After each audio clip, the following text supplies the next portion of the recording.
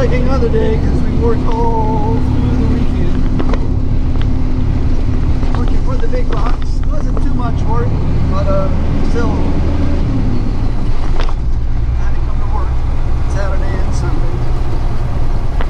So back on, I think it was Friday, my truck 328 finally developed a diesel leak right behind the motor, so the mechanics down it, and they're waiting on parts. So in the meantime, we're driving spare truck 326, it's the sister to 328. 326, 327, 328, they all came to the company at the same time. All the keys are interchangeable. So they're like sister trucks.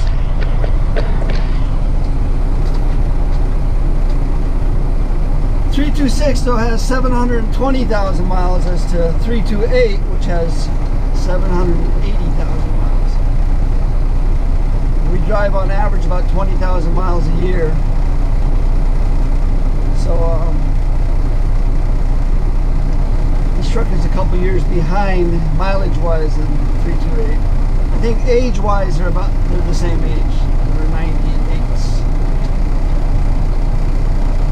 This truck has not seen a lot of love though.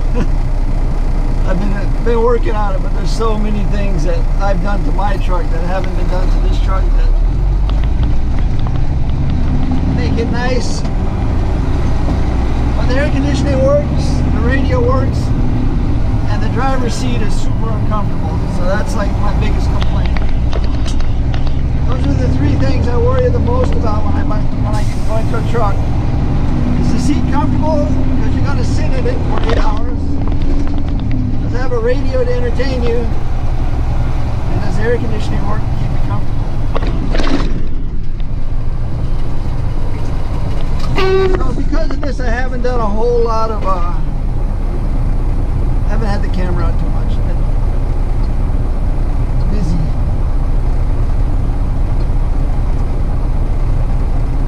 But we came in today at 10 o'clock because we worked until almost 12 last night. So we were supposed to start at 10. I came in at 9 because I wanted to do a little work on this truck. Get some parts ordered. And then, so far we've only done 4 movements. Working on our 5th. We're being sent to a church up here on Youngblood Avenue, which goes right through the heart of downtown Honolulu. It's probably one of the oldest roads on the island. The Nu'uanu stream is a freshwater stream that comes out of the Nu'uanu Valley, which is straight ahead of us, which is the reason why the Honolulu Harbor exists. The fresh water coming down from this watershed area cut a hole in the barrier reef and created a natural deep water harbor. So from day one, the largest ships in the world could sail to Hawaii and take refuge in this deep, 40-foot deep harbor. It wasn't very large at that time, but it was still very sheltered and very deep. And so this road comes from the valley and the stream, the namesake. It basically runs straight up the center of the valley. It's where all your different churches were established way back when. It's where a lot of the royalty had their homes up in the valley during the hot summer months, summer homes.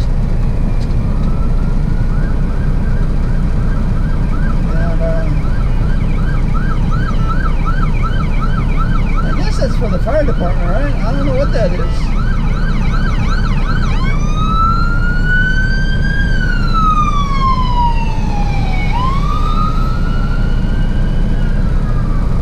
What kind of truck that is.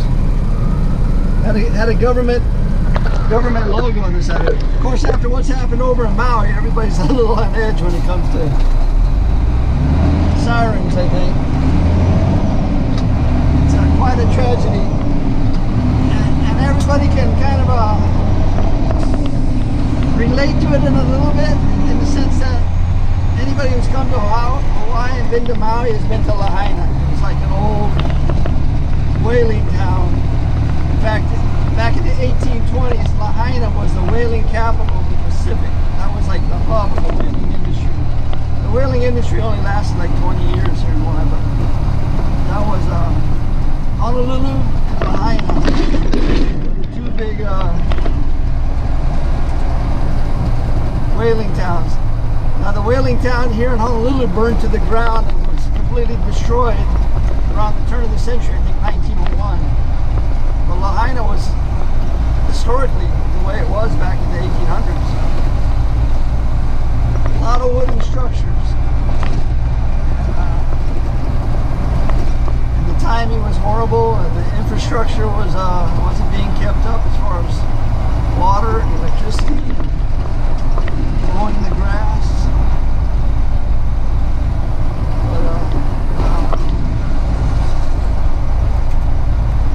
Sure, it will come back, because anything that you've had once before, you can usually get again if you want to.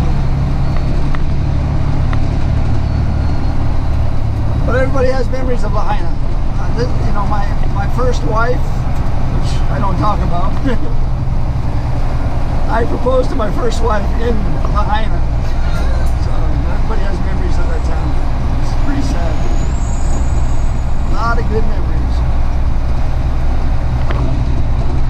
So yeah, we're making our way up through this new Wanu Avenue here.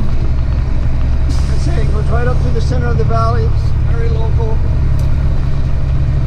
heavily populated. We're going to get into the cemeteries just ahead here. The Wanu Cemetery, probably one of the larger cemeteries on the island.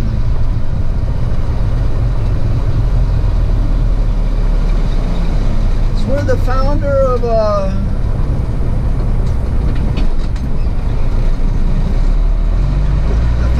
the game of baseball is buried here in the Wanu Cemetery. He's just the one that came up with the idea of the game. I think Doubleday is the guy that made it famous, but the guy who invented baseball is buried somewhere in this cemetery. The Royal Mausoleum is right next door where all the Hawaiian royalty are buried, just ahead here on the right. We're headed to a church where there's supposed to be an empty 45-foot container. There it is.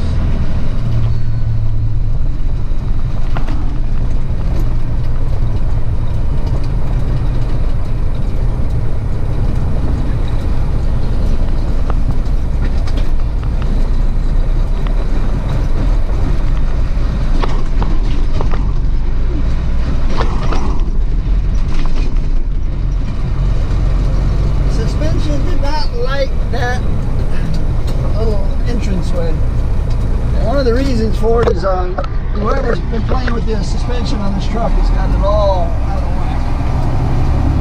I know why they did what they did, but it makes for a very uncomfortable ride.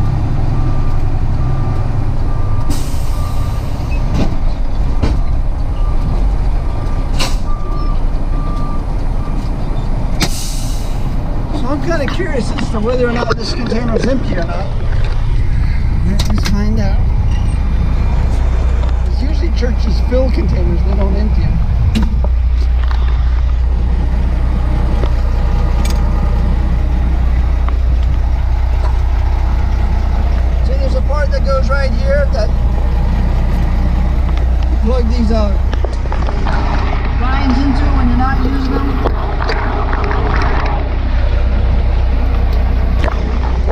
and this truck doesn't have that.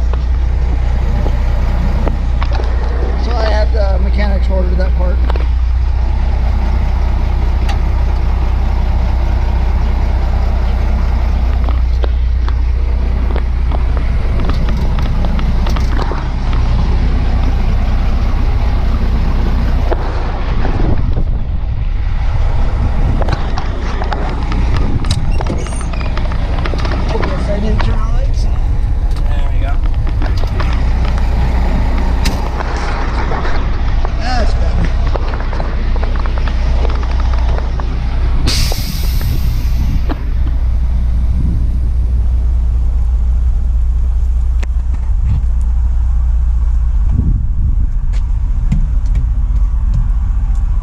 It's like 2 o'clock in the afternoon.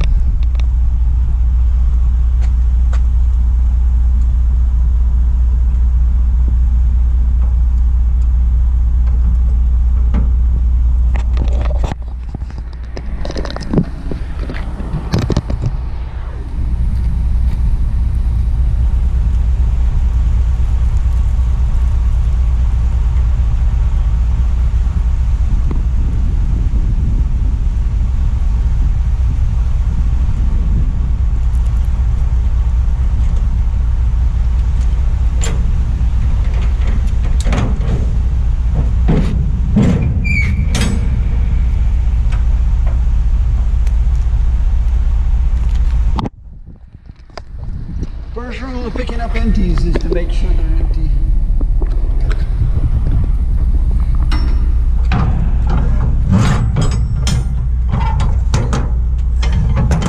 The way they had it wired shut, I was kind of curious.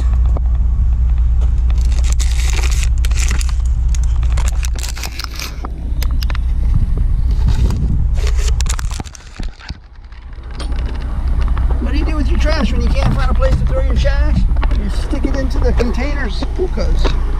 That's Hawaiian for holes.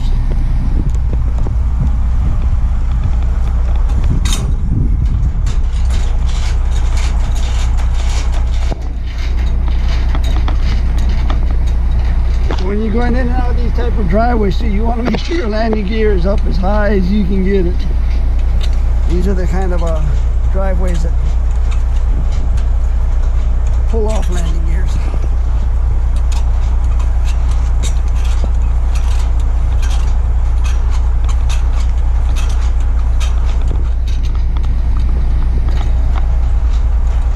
Must have been some kind of furniture or something being delivered.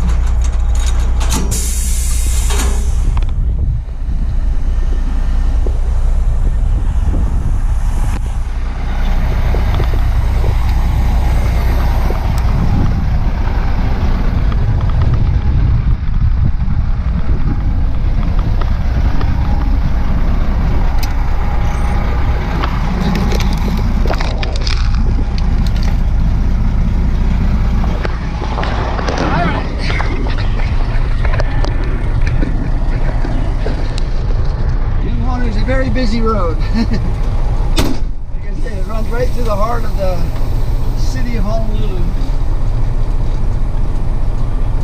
Now we could go right.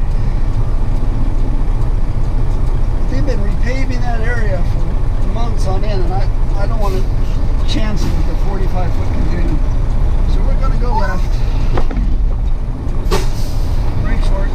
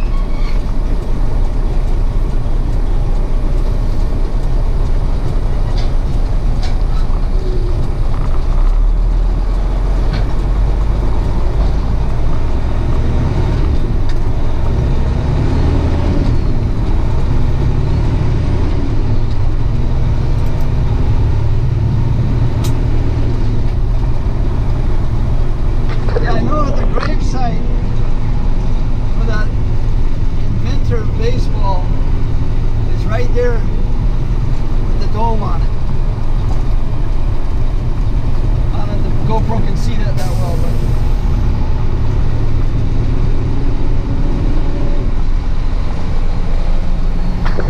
that's not the only thing I know about the cemetery, even though there's a lot of people in it.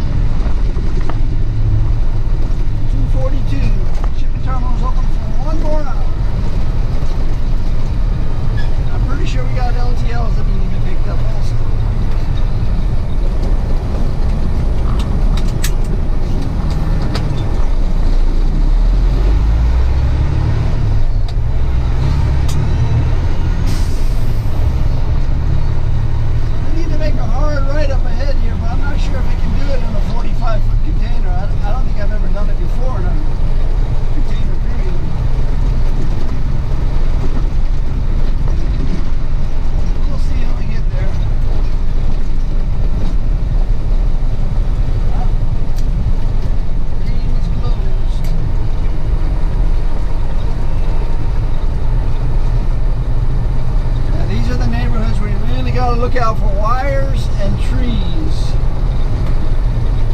Low-hanging wires and trees that hang out over the road.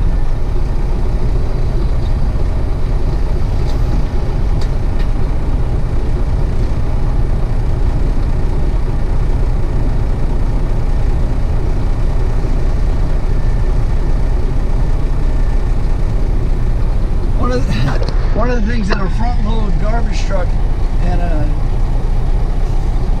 tractor trailer have in common is they both have a height clearance of 13.6. Now legally, everything on a road is supposed to be 14 feet above the road. So you should have 6 inches of clearance. But that is not always the case. Especially like after the windstorms that we had that caused problems with the fire. You know, we had some pretty steady gusty winds of 40 to 60 miles an hour. Some of these wires were being whipped around pretty good.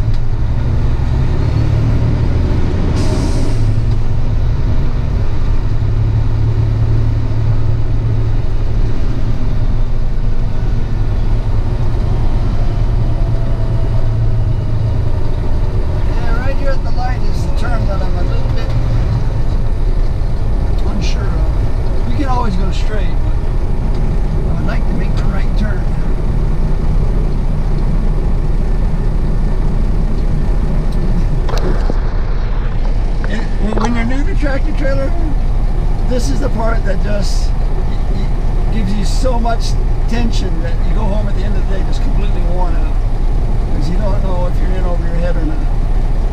And once you've done it for 20 years like I have, and you're so used to the same old, you kind of look forward to that little bit of a challenge, like, can I make this turn or can't I? You kind of look forward to those types of tense moments, or clinchers I call them. We're just going to stay wide here.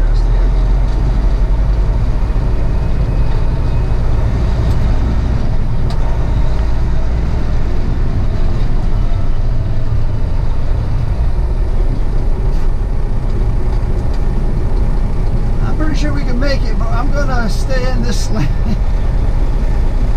And this is what you do. You just have to say, hey, it's not made for a 45-foot tractor trailer, but if I take up 2 lanes, I'm pretty sure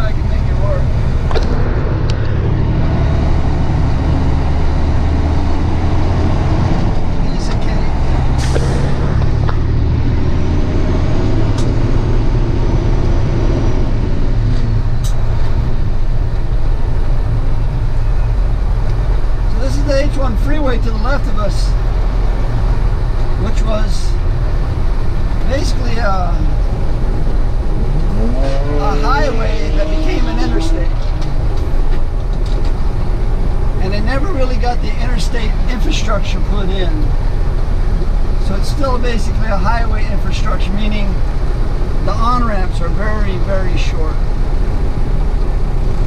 You know, it's made for traffic speeds of 25 to 35 miles an hour, not 45 to 55.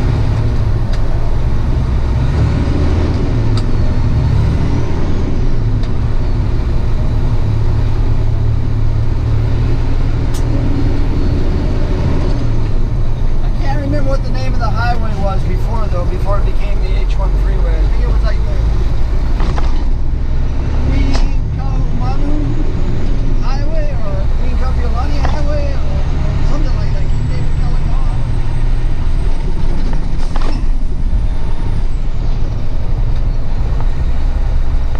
I'm sure if I looked up the history of the H1 freeway in Hawaii, it would tell me. See how short this on-ramp is?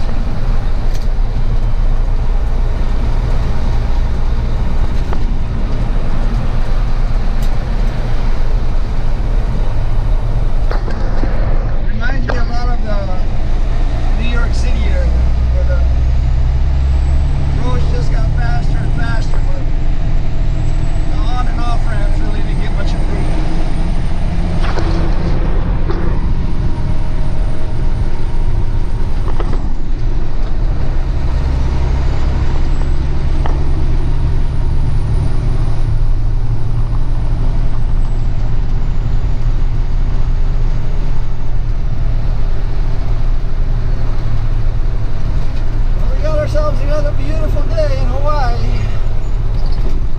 88 degrees today. Light winds 5 to 10 miles an hour. It's hot, especially right now. It's the hottest part of the day right now.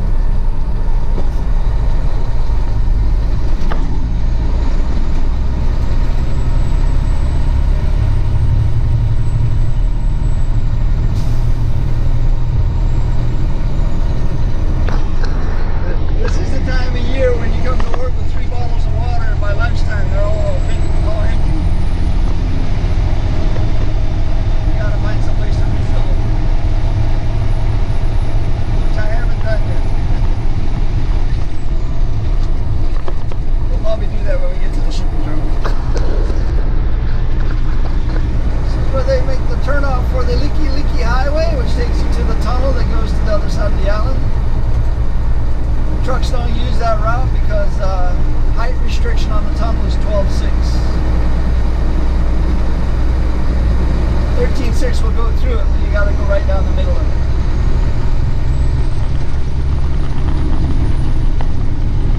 And you'll set off all the alarms.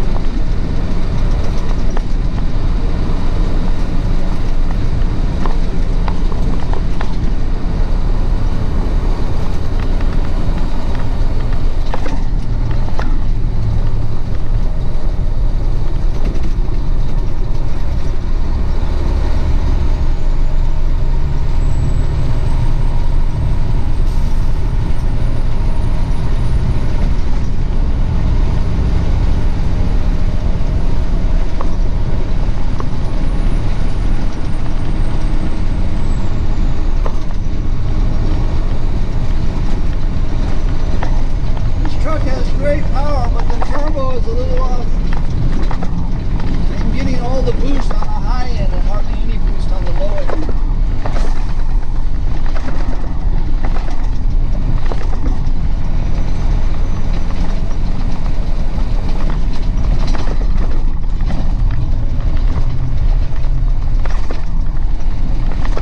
I don't know how to fix that.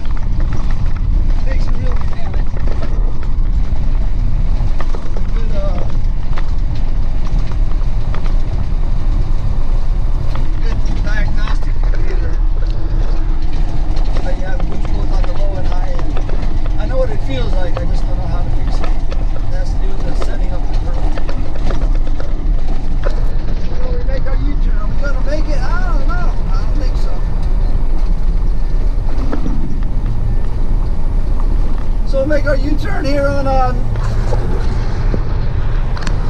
Nimitz Highway, and that'll put us onto the Sand Island access road and take us back into the shipping terminal. And this is our 5th movement of the day, but we started at 10, so started a little late today because we were up late last night.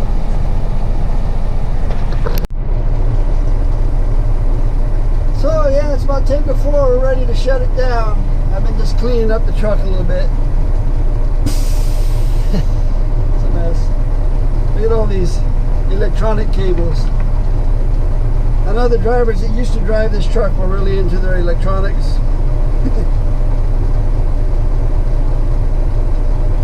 There's all kinds of cables. I'm guessing these are the ones that probably don't work.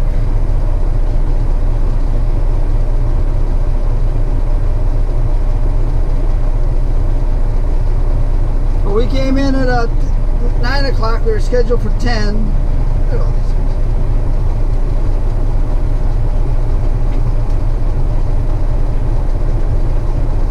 We did 6 container movements. We drove 83 miles.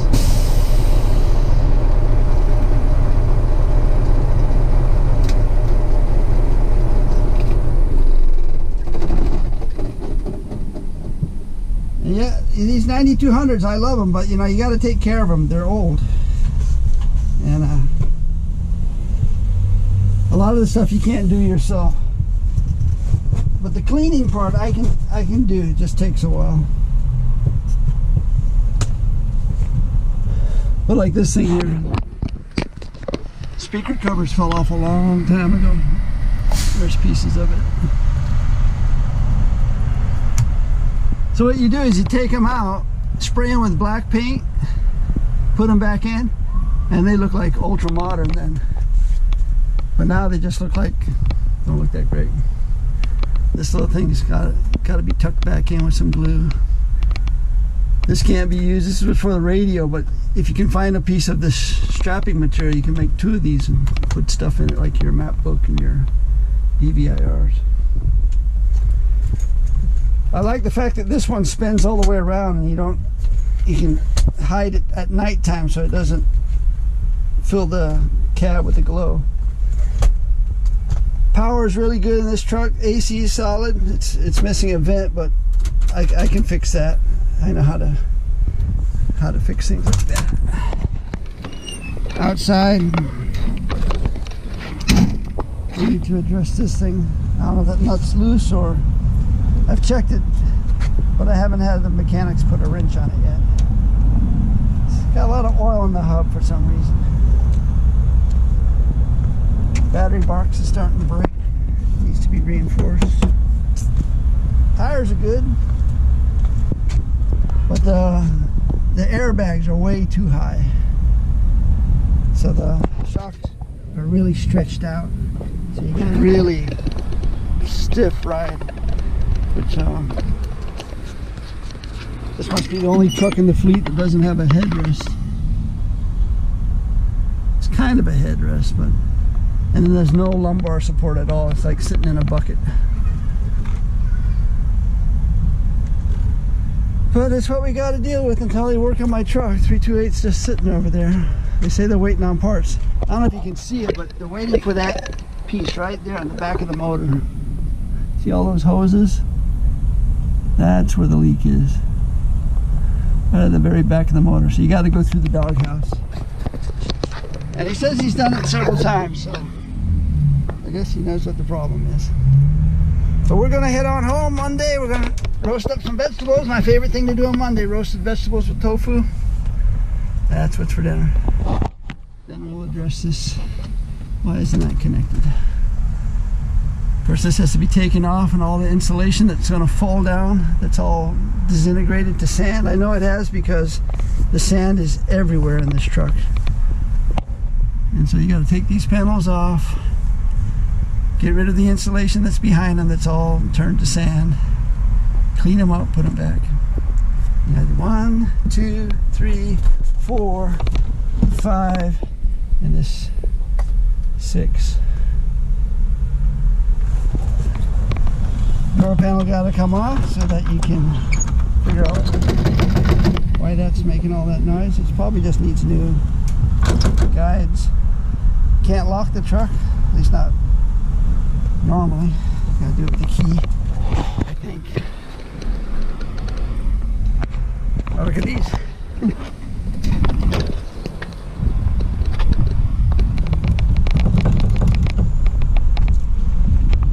That's the good one. This one's even worse.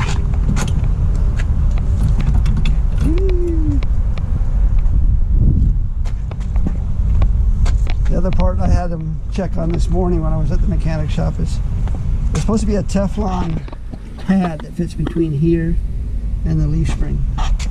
See, it looks kind of like that one there. That one's, even that one is busted. But all four of them are in bad shape. See how it's breaking?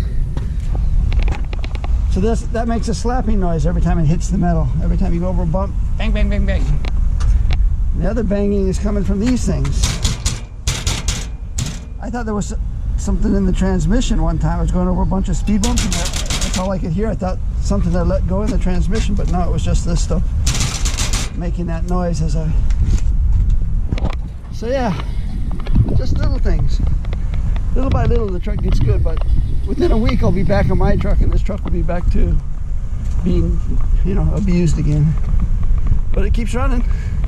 What year is it? 98. Wheelbase, 160 inches, same as mine. This truck, 328, 327, they're all the same. And I like them because they're like perfect truck for the type of work we do. It's not the perfect truck, it's the perfect truck for the type of work that we're doing. Get into those small, tight places up there in Nu'uanu Valley where a big truck would just be that much more difficult. That's what I like about them. That's it for today. Thanks for watching. Aloha.